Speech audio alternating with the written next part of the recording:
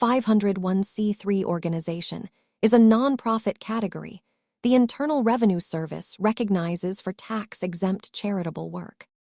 The label does not mean no money moves around. It means profits cannot primarily benefit private owners. Most explanations start with three ideas: charitable purpose, limited private benefit, and compliance with public charity rules.